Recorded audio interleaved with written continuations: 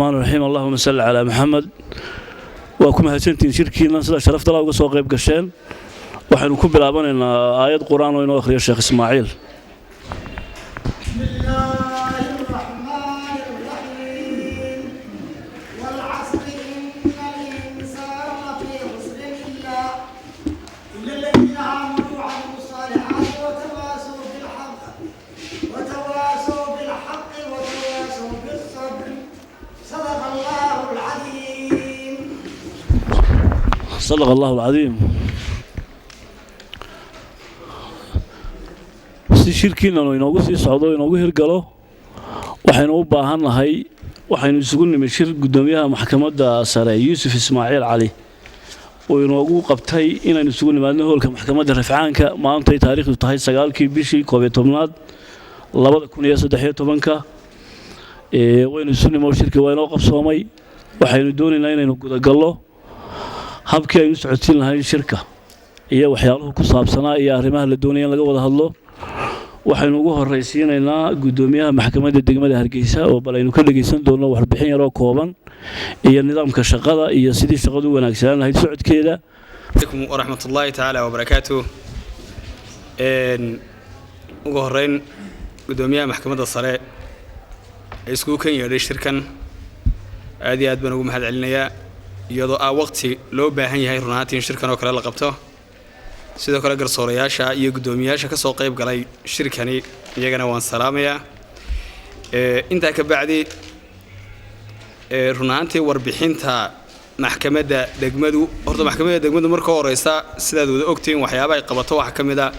dacwadaha qoyska ee khilaafka soo kala dhex gala qoyska ama dacwadaha ku saabsan ahwaalu shakhsiya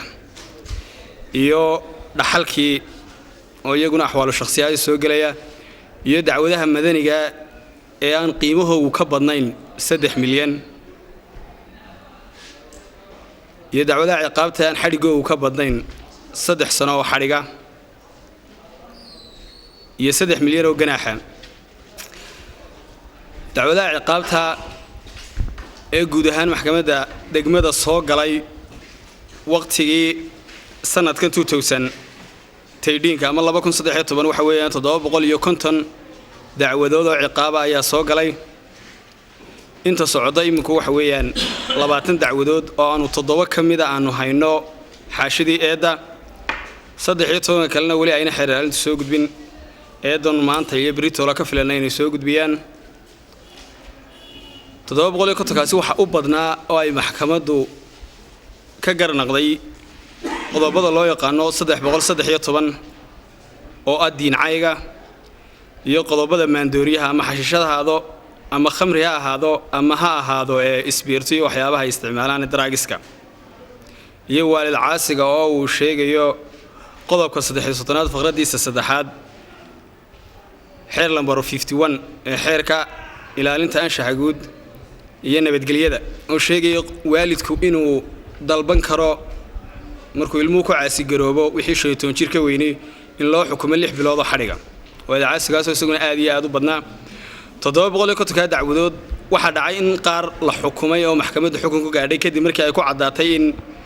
ay dambigaasi galeen ama iyaguba ay qirteen ama maragii hal dhageystay xafiiska xiraalintu uu ku soo oogay wixii lagu helay dambi sidooda loogu qaaday oo lagu xukumay markaas qofka la xukumo waxa u furan inuu rafcaan qaato xeer ilaalintii ama ay qaadato ama qofka laftiisa la xukumay uu qaato ayaa u furan dadka qaar waxa jira aynu ku cadaan dambigaasi maxkamaduna ay go'aan ka gaadhay in qofkaasi la sii daayo xorriyadiisana loo celiyo isla markaasina xafiiska xeer ilaalinta oo dambiga ku soo oogayay maxkamaduna ay ka go'aan gaadhay in dambigaasi lagu waayay eedeysanahaasi xeer ilaalintu waxay xaq u leedahay inay ka rafcaan qaadato ay maxkamadda rafcaanka u qaadato xukunkii la soo saarayna dib loo eego inuu qalad yahay inuu sax yahay saadarteed anigu gudoomiyaha maxkamadda degmada waxaan cadeynayaa dad la iska sii daayay oo si sharci darro loo sii daayay dambiga looga helay inayna jirin laakiin qofka marka dambiga lagu waayo xaq buu u leeyahay in la sii daayo xeer ilaalintan waxay xaq u leedahay inay qaadato rafcaan haddaan u noqdo xagga madaniga dacwadaha madaniga ay maxkamadda degmadu ka noqday sanadkani waa 1600 oo dacwadood oo iskugu jira dacwadihii aan soo sheegay 281 dacwadood iminka way socdaan oo lagama go'aan gaadhin dacwadaha fulinta oo aan 1,600 aan ku jirin iyaguna waxa weeyaan 40 dacwadood oo fulina oo macnaha u bislaaday fulin oo ka soo noqday maxkamadda sare ama maxkamadda rafcaanka inta socota ee fulintiina waxa weeyaan 10 dacwadood ayaa iminka socda runaantii shaqada aan ku jirnaa waa shaqo culus shaqo hawleer maaha garsoorayaashana waxaan soo jeedinayaa inay u dul qaataan hawshan ay hayaan wax kasta iyo dhib kasta oo ku imanaysa inaan u dul qaadano inaasaan ku soo gabagabayno. Assalaamu alaykum wa rahmatullahi wa barakatuh.